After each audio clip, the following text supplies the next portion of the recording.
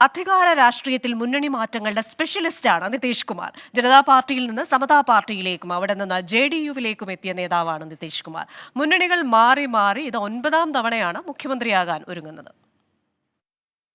1974 മുതൽ 1977 വരെ ജയപ്രകാശ് നാരായണനൊപ്പം സോഷ്യലിസ്റ്റ് മൂവ്മെന്റിൽ. 1977-ൽ നിതീഷ് കുമാർ ജനതാ പാർട്ടിയിലെത്തി.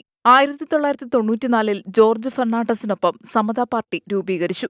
1996-ൽ BJP-യുമായി സഖ്യമുണ്ടാക്കി. 2000-ൽ BJP പിന്തുണയോടെ നിതീഷ് കുമാർ ആദ്യമായി ബിഹാർ മുഖ്യമന്ത്രിയായി. സഭയിൽ ഭൂരിപക്ഷം തെളിയിക്കാനാകാതെ 8ാം ദിവസം സ്ഥാനമൊഴിഞ്ഞു. 2003-ൽ സമതാ പാർട്ടി JDU-വിൽ ലയിച്ചതോടെ നിതീഷ് കരുത്തനായി. 2005-ൽ JDU NDA-യിൽ ചേരുകയും നിതീഷ് കുമാർ 2ാം വട്ടം മുഖ്യമന്ത്രിയാവുകയും ചെയ്തു. ഇത്തവണ 5 വർഷം തികച്ചു. 2010-ൽ NDA സഖ്യത്തിനൊപ്പം 3ാം വട്ടം മുഖ്യമന്ത്രിയായി. 2013-ൽ UP-യിൽ ചേർന്നു. 2014-ലെ ലോക്സഭാ തെരഞ്ഞെടുപ്പിൽ JDU-വിനുണ്ടായ തോൽവിയുടെ ഉത്തരവാദിത്തം ഏറ്റെടുത്ത് മുഖ്യമന്ത്രിസ്ഥാനം രാജിവെച്ചുവെങ്കിലും പാർട്ടി വിശ്വാസമർപ്പിച്ചതിനെ തുടർന്ന് 4ാം തവണയും പദവിയിൽ തിരിച്ചെത്തി. 2015-ലെ ബിഹാർ നിയമസഭാ തെരഞ്ഞെടുപ്പിൽ RJD-ക്കും കോൺഗ്രസിനുമൊപ്പം മഹാഗഡ്ബന്ധൻ സഖ്യമുണ്ടാക്കി അധികാരത്തിലേറി. തേജസ്വി യാദവിനോട് കലഹിച്ച നിതീഷ് 2017-ൽ BJP പിന്തുണയോടെ ഭരണം നിലനിർത്തി. 2020-ൽ 77 സീറ്റ് നേടി BJP ഏറ്റവും വലിയ ഒറ്റകക്ഷിയായെങ്കിലും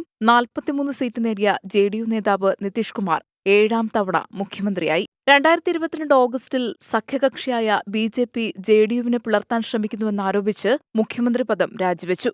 2002-ൽ 80 സീറ്റുള്ള RJD-യുടെയും 19 സീറ്റുള്ള കോൺഗ്രസിന്റെയും മറ്റ് സഖ്യകക്ഷികളുടെയും പിന്തുണയോടെ മഹാഗഡ്ബന്ധൻ സഖ്യത്തിൽ ചേർന്ന് 8ാം തവണയും ബിഹാർ മുഖ്യമന്ത്രിയായി. ഇപ്പോഴിതാ BJP-യെ നേരിടുക എന്ന പൊതുലക്ഷ്യത്തോടെ രൂപീകരിച്ച ഇന്ത്യാ സഖ്യത്തിന്റെ നേതൃപദവി ലഭിക്കില്ല എന്ന് വന്നതോടെയാണ് നിതീഷ് പലവിധ കാരണങ്ങൾ പറഞ്ഞ് BJP പിന്തുണയോടെ ബിഹാറിൽ പുതിയ മന്ത്രിസഭ രൂപീകരിക്കാൻ ഒരുങ്ങുന്നത്. Research desk 24.